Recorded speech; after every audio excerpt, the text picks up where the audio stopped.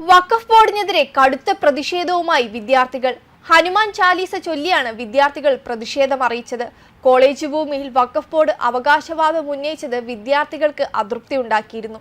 തുടർന്നാണ് UP college ക്യാമ്പസിലെ ഗബറിന് സമീപം വിദ്യാർത്ഥികൾ ഹനുമാൻ ചാലീസ ചൊല്ലി പ്രതിഷേധിച്ചത്. ഇതേ തുടർന്ന് ഗബർ മുതൽ കോളേജിന്റെ പ്രധാന ഗേറ്റ് വരെ പോലീസിനെ വിന്യസിച്ചു. ക്ഷേത്രത്തിന് സമീപം ഹനുമാൻ ചാലീസ ചൊല്ലരുതെന്ന് പോലീസ് ഉദ്യോഗസ്ഥർ വിദ്യാർത്ഥികൾക്ക് മുന്നറിയിപ്പ് നൽകി. Additional police commissioner doctor S ചെന്നപ്പയും DCP വരുണ ജോൺ ചന്ദ്രകാന്ത് മീണയും വിദ്യാർത്ഥി നേതാക്കളുമായി ചർച്ച നടത്തി. വഖഫ് ബോർഡിന്റെ അവകാശവാദത്തിൽ വിദ്യാർത്ഥി നേതാക്കൾ അതൃപ്തി രേഖപ്പെടുത്തി. 2018 കേന്ദ്ര സുന്നി വഖഫ് ബോർഡ് കോളേജ് ഭരണസമിതിക്ക് നോട്ടീസ് നൽകിയിരുന്നു. ഖബർ സ്ഥിതി ചെയ്യുന്ന കോളേജിന്റെ ഭൂമി തങ്ങളുടെ സ്വത്തായി പ്രഖ്യാപിച്ചായിരുന്നു നോട്ടീസ്. വഖഫ് ബോർഡിന്റെ അവകാശവാദം നിരസിച്ച UP കോളേജ് ഭരണസമിതി 1909 ട്രസ്റ്റ് ഭൂമി ഏറ്റെടുത്തതാണെന്ന് വ്യക്തമാക്കിയിരുന്നു. ട്രസ്റ്റ് രൂപീകരിച്ച് ഒരു വർഷത്തിനുള്ളിൽ ഒരു അവകാശവാദവും ഉന്നയിച്ചിട്ടില്ല. തർക്കസ്ഥലത്ത് പള്ളിയല്ല, ശവകുടീരമാണ് ഉള്ളതെന്നും കോളേജ് അധികൃതർ വ്യക്തമാക്കി. അടുത്തിടെ വഖഫ് ബോർഡ് വീണ്ടും അവകാശവാദം ഉന്നയിച്ചതോടെയായിരുന്നു പ്രതിഷേധം. അതേസമയം ഉത്തർപ്രദേശിലെ വാരണാസിയിൽ സ്ഥിതി ചെയ്യുന്ന 115 വർഷം പഴക്കമുള്ള ഉദയ് പ്രതാപ് കോളേജിനുമേൽ അവകാശവാദം ഉന്നയിച്ച് സംസ്ഥാന വഖഫ് ബോർഡ് കഴിഞ്ഞ ദിവസം രംഗത്തെത്തിയിരുന്നു. 2018 ആദ്യമായി കോളേജിനുമേൽ അവകാശവാദം ഉന്നയിച്ച് വഖഫ് ബോർഡ് രംഗത്തെത്തിയത്. 100 ഏക്കറിന് പരന്നുകിടക്കുന്ന കോളേജ് ഭൂമി വഖഫ് ബോർഡിന്റെ സ്വത്താണെന്ന് UP സുന്നി സെൻട്രൽ വഖഫ് ബോർഡ് പറയുകയായിരുന്നു. കോളേജ് ക്യാമ്പസിലെ ചരിത്രപരമായ മസ്ജിദിനെ ചൂണ്ടിക്കാട്ടിയാണ് വഖഫ് ബോർഡിന്റെ ഈ അവകാശവാദമെന്നാണ് ദേശീയ മാധ്യമങ്ങളടക്കം റിപ്പോർട്ട് ചെയ്തത്. വഖഫ് ബോർഡിന്റെ അവകാശവാദം തള്ളി കോളേജ് അധികൃതർ രംഗത്തെത്തുകയായിരുന്നു. കോളേജ് സ്ഥിതി ചെയ്യുന്ന ഭൂമി ചാരിറ്റബിൾ എൻവോൺമെന്റിന് കീഴിലാണെന്നും ഈ ഭൂമി വിൽക്കാനോ കൈമാറ്റം ചെയ്യാനോ കഴിയില്ലെന്നും കോളേജ് അധികൃതർ വ്യക്തമാക്കി. വാരണാസിയിലെ ഏറ്റവും പുരാതനമായ വിദ്യാഭ്യാസ സ്ഥാപനങ്ങളിലൊന്നാണ് ഉദയ് പ്രതാപ് കോളേജ്. 1909 രാജാർഷി ഉദയ് പ്രതാപ് സിംഗ് ജൂഡിയോ ആണ് കോളേജ് സ്ഥാപിച്ചത്. 2018 ഡിസംബറിലാണ് കോളേജിനെതിരെ വഖഫ് ബോർഡ് നോട്ടീസ് അയച്ചത്. ചോട്ടി മസ്ജിദും അതിനു ചുറ്റുമുള്ള പ്രദേശങ്ങളും ടോങ്കിലെ നവാബ് വഖഫിന് നൽകിയതാണെന്നും അതിനാൽ കോളേജ് സ്ഥിതി ചെയ്യുന്ന ഭൂമി വഖഫ് ബോർഡിന്റെ നിയന്ത്രണത്തിൽ കീഴിൽ വരേണ്ടതാണെന്നും നോട്ടീസിൽ അവകാശപ്പെട്ടിരുന്നു. ഈ നോട്ടീസിൽ അന്ന് തന്നെ കോളേജ് അധികൃതർ മറുപടി നൽകി. ചാരിറ്റബിൾ എൻവോൺമെന്റ് ആക്ട് പ്രകാരമാണ് 1909 ഉദയ് പ്രതാപ് കോളേജ് സ്ഥാപിച്ചെന്നും വഖഫ് ബോർഡിന്റെ അവകാശവാദം നിലനിൽക്കില്ലെന്നും കോളേജ് നൽകിയ മറുപടിയിൽ വ്യക്തമാക്കിയിരുന്നു. 2022 കോളേജ് പരിസരത്തുള്ള ചോട്ടി മസ്ജിദിൽ നിർമ്മാണ പ്രവർത്തനങ്ങൾ നടത്താനും വഖഫ് ബോർഡ് ശ്രമിച്ചു. എന്നാൽ കോളേജിന്റെ പരാതിയെ തുടർന്ന് പോലീസ് എത്തി നിർമ്മാണ പ്രവർത്തനങ്ങൾ നിർത്തിവെപ്പിച്ചു. അതേസമയം വഖഫിനെ തടയിടാൻ രാജ്യം മുഴുവൻ ഒറ്റക്കെട്ടായി നീങ്ങുകയാണ്. കഴിഞ്ഞ ദിവസം വഖഫ് സ്വത്ത് കയ്യേറ്റം സംബന്ധിച്ച വിഷയത്തിൽ സംസ്ഥാന സർക്കാരുകളോട് വഖഫിൽ പരിശോധിക്കുന്ന പാർലമെന്റ് സമിതി റിപ്പോർട്ട് തേടിയിരുന്നു. ദില്ലി, രാജസ്ഥാൻ, കർണാടക, ഉത്തർപ്രദേശ്, മധ്യപ്രദേശ്, ഒഡീഷ എന്നീ സംസ്ഥാനങ്ങളോടാണ് വിശദാംശങ്ങൾ തേടിയത്. വഖഫ് നിയമത്തിലെ സെക്ഷൻ 40 അനുസരിച്ച് വഖഫ് ബോർഡുകൾ അവകാശപ്പെടുന്ന സ്വത്തുക്കളുടെ വിശദാംശങ്ങളും സംസ്ഥാനങ്ങളോട് ആവശ്യപ്പെട്ടിരുന്നു. വഖഫ് ബോർഡും സർക്കാർ ഏജൻസികളും തമ്മിൽ തർക്കമുള്ള കേസുകളുടെ വിവരങ്ങളും തേടിയിട്ടുണ്ട്.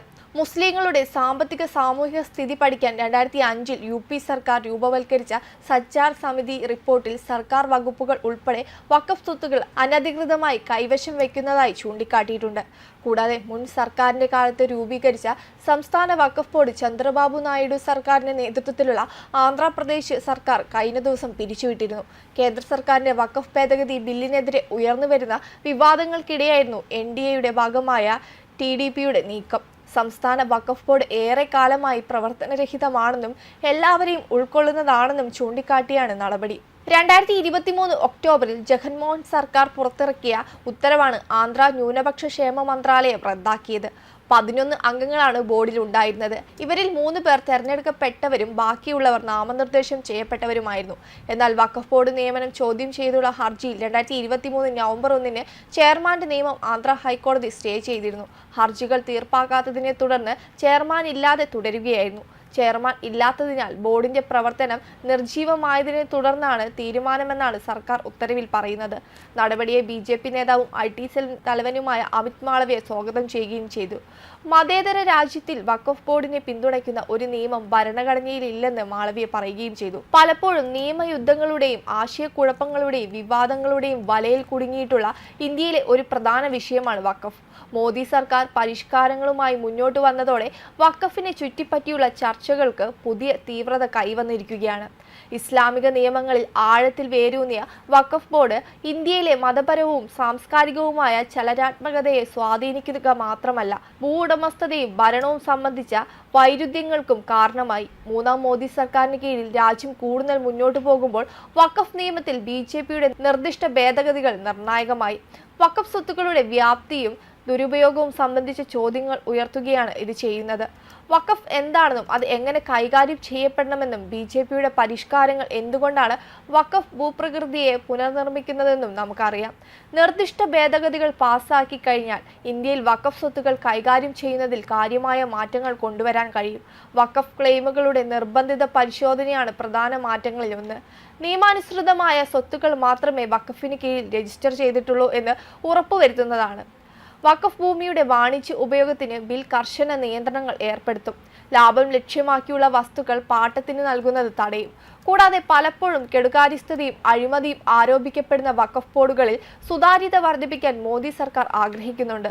ഉത്തരവാദിത്തത്തിന്റെയും നീതിയുടെയും ആവശ്യകതയുടെയും മതസമൂഹങ്ങളുടെയും അവകാശങ്ങൾ സന്തുലിതമാക്കാനാണ് ഭേദഗതികൾ ലക്ഷ്യമിടുന്നത്. വിഭജന കാലത്ത് കുടിയേറിയവർ ഉപേക്ഷിച്ചുപോയ ഭൂമി വഖഫായി മാറ്റുന്നതിൽ കോൺഗ്രസിന് വലിയ പങ്കുണ്ട്. വലിയ ജനവിഭാഗത്തിന്റെ അവകാശങ്ങളെ അവഗണിച്ചുകൊണ്ട് രാഷ്ട്രീയ നേട്ടത്തിനായി ന്യൂനപക്ഷ സമുദായങ്ങളെ പ്രീണിപ്പിക്കാനുള്ള ഒരു മാർഗമായാണ് പലരും ഈ നീക്കം കാണുന്നത്. വോട്ട് ബാങ്ക് രാഷ്ട്രീയത്തിനായി ഭൂനയങ്ങൾ കൈകാര്യം ചെയ്യുന്ന കോൺഗ്രസ് പാർട്ടിയുടെ ചരിത്രം പലർക്കും കൈപ്പേറിയ അനുഭവമാണ്. ഇത് പരിഷ്കരിക്കുന്നതിനുള്ള ആവശ്യത്തിന് ആക്കം കൂട്ടുന്നുണ്ട്. നിർദ്ദിഷ്ട വഖഫ് പരിഷ്കാരങ്ങളെ രാജ്യത്തുടനീളമുള്ള ഹിന്ദു സംഘടനകൾ സ്വാഗതം ചെയ്തു കഴിഞ്ഞു. വഖഫ് ഭേദഗതി ബില്ലുമായി മുന്നോട്ടു പോകുമെന്ന് ആവശ്യപ്പെട്ട് ലക്ഷക്കണക്കിന് ഇമെയിലുകളാണ് സർക്കാരിന് അയച്ചിരിക്കുന്നത്. വഖഫ് മാനേജ്മെന്റിന്റെ ഉത്തരവാദിത്തത്തിനും സുതാര്യതയ്ക്കും വേണ്ടിയുള്ള വർദ്ധിച്ചുവരുന്ന ആവശ്യം ഈ ഇമെയിലുകളിൽ പ്രതിഫലിക്കുന്നുണ്ട്. വഖഫ് ഭൂമികളുടെ ദുരുപയോഗം തടയേണ്ടതിന്റെയും എല്ലാ പൗരന്മാരുടെയും അവകാശങ്ങൾ സംരക്ഷിക്കപ്പെടുന്നുണ്ടെന്ന് ഉറപ്പാക്കേണ്ടതിന്റെയും ആവശ്യകതയെ കുറച്ച് ഹിന്ദു സംഘടനകൾ പ്രത്യേകിച്ചും വാചാലരാണ്. നിലവിൽ സർക്കാരിന് 10,000-കണക്കിന് ഇമെയിലുകൾ ലഭിച്ചിട്ടുണ്ട്. ഇത് നിർദ്ദിഷ്ട പരിഷ്കാരങ്ങൾക്ക് ശക്തമായ പിന്തുണ നൽകുന്നുണ്ട്. മതപരമായ ഇല്ലെങ്കിൽ ജീവകാരുണ്യ ആവശ്യങ്ങൾക്കായി സ്വത്ത് ദാനം ചെയ്യുന്ന ഒരു ഇസ്ലാമിക ചാരിറ്റബിൾ എൻവോൺമെന്റിനെയാണ് വഖഫ് എന്നതുകൊണ്ട് സൂചിപ്പിക്കുന്നത്. ഒരു വസ്തുവിനെ വഖഫായി നിശ്ചയിച്ചു കഴിഞ്ഞാൽ അത് വിൽക്കാനോ കൈമാറ്റം ചെയ്യാനോ കഴിയില്ല. ശാശ്വതമായി ചാരിറ്റബിൾ ട്രസ്റ്റിൽ തുടരും. ഈ ആശയം സൈദ്ധാന്തികമായി ശ്രേഷ്ഠമാണെങ്കിലും പ്രായോഗികമായി വലിയ വിവാദങ്ങൾക്ക് കാരണമായിട്ടുണ്ട്. വ്യാപകമായ കെടുകാര്യസ്ഥതയുടെയും വിശാലമായ ഭൂമിയിൽ നിയമവിരുദ്ധമായ അവകാശവാദങ്ങളുടെയും ആരോപണങ്ങൾ ഇതിന്റെ പേരിൽ ഉയർന്നു കഴിഞ്ഞു. വഖഫിന് എങ്ങനെയാണ് ആയിരക്കണക്കിന് സ്വത്തുക്കൾ അവകാശപ്പെടാൻ കഴിയുക എന്ന ചോദ്യവും പ്രധാനമാണ്. വഖഫിനെ ചുറ്റിപ്പറ്റിയുള്ള പ്രാഥമിക തർക്കങ്ങളിലൊന്ന് അതിന്റെ പരിധിയിൽ അവകാശപ്പെട്ട സ്വത്തുക്കളെ സംബന്ധിച്ചാണ്. ഇന്ത്യയിൽ ഉടനീളം സ്വകാര്യ ഭൂമി മുതൽ പ്രധാന നഗര റിയൽ എസ്റ്റേറ്റ് വരെയുള്ള ആയിരക്കണക്കിന് സ്വത്തുക്കൾ പലപ്പോഴും ശരിയായ ഡോക്യുമെന്റേഷനോ വിവരങ്ങളോ ഇല്ലാതെ വഖഫായി രജിസ്റ്റർ ചെയ്തിട്ടുണ്ട്. പല കേസുകളിലും തങ്ങളുടെ സ്വകാര്യ സ്വത്തുക്കൾ അവരുടെ അറിവോ സമ്മതമോ ഇല്ലാതെ വഖഫായി രജിസ്റ്റർ ചെയ്തതായി കണ്ടെത്തി. ഇത് ഉടമസ്ഥാവകാശത്തെ ചൊല്ലിയുള്ള നിയമ പോരാട്ടത്തിലേക്ക് നയിച്ചു. ഈ അവകാശങ്ങളുടെ വ്യാപ്തി വർഷങ്ങളായി വികസിച്ചു. ഈ ഇസ്ലാമിക സ്ഥാപനം ഭൂമി കൈയേറ്റത്തിനായി ദുരുപയോഗം ചെയ്യുന്നതിനെക്കുറിച്ച് ആശങ്കകൾ ഉയർത്താനും ഇത് കാരണമായി. ഇന്ത്യയിൽ വഖഫിനെ കുറിച്ചുള്ള ചർച്ച കേവലം ഒരു നിയമപ്രശ്നം മാത്രമല്ല, അത് രാജ്യത്തെ വിശാലമായ രാഷ്ട്രീയ മത ചലനാത്മകതയുടെ പ്രതിഫലനമാണ്. ഈ സ്ഥാപനത്തിന്റെ ദുരുപയോഗം തടയുന്നതിനും സുതാര്യത ഉറപ്പുവരുത്തുന്നതിനും പൊതു താൽപര്യം സംരക്ഷിക്കുന്നതിനുമുള്ള ധീരമായ ചുവടുവെപ്പാണ് മോദി സർക്കാരിന്റെ നിർദ്ദിഷ്ട വഖഫ് ഭേദഗതി ബിൽ പ്രതിനിധീകരിക്കുന്നത്. ബില്ലിനെതിരായ എതിർപ്പ് രൂക്ഷമാണെങ്കിലും പരിഷ്കാരത്തിന്റെ ആവശ്യകത അതിശയമാണ്. ന്യായമായ ഭരണത്തിനായുള്ള BJPയുടെ പ്രതിബദ്ധതയും എല്ലാ സമുദായങ്ങൾക്കും നീതി പ്രോത്സാഹിപ്പിക്കുന്നതോടൊപ്പം ഇന്ത്യയുടെ സാംസ്കാരികവും മതപരവുമായ അഖണ്ഡത സംരക്ഷിക്കാനുള്ള പരിഷ്കാരങ്ങൾക്കായുള്ള ശ്രമങ്ങളെയും എല്ലാവരും സ്വാഗതം ചെയ്തിട്ടുണ്ട്. വഖഫ് ഭേദഗതി ബിൽ 2024 പ്രധാന ലക്ഷ്യം വഖഫ് ആക്ട് 1995 ഭേദഗതി വരുത്തി വഖഫ് സ്വത്തുക്കളുടെ നിയന്ത്രണത്തിലും പരിപാലനത്തിലും നേരിടുന്ന പ്രശ്നങ്ങളും വെല്ലുവിളികളും പരിഹരിക്കുക എന്നതാണ്. ഈ ഭേദഗതി ബിൽ രാജ്യത്തെ വഖഫ് സ്വത്തുക്കളുടെ ഭരണവും മാനേജ്മെന്റും മെച്ചപ്പെടുത്താൻ ശ്രമിക്കുന്നുണ്ട്. ഇതിലൂടെ നിലവിലെ നിയമത്തിലെ പരിമിതികളെ മറികടക്കുകയും നിയമത്തിന്റെ പെരുമാറ്റം, വഖഫ് വ്യാഖ്യാനങ്ങളുടെ പുതുക്കൽ, രജിസ്ട്രേഷൻ പ്രക്രിയ മെച്ചപ്പെടുത്തൽ, വഖഫ് രേഖകളുടെ പരിപാലനത്തിൽ സാങ്കേതിക വിദ്യയുടെ പങ്ക് വർദ്ധിപ്പിക്കൽ എന്നിവ ഉൾപ്പെടുത്തുന്നതിലൂടെ വഖഫ് ബോർഡുകളുടെ കാര്യക്ഷമത വർദ്ധിപ്പിക്കുകയാണ് ഉദ്ദേശിക്കുന്നത്. വെബ് ഡെസ്ക് കർമ്മ ന്യൂസ്.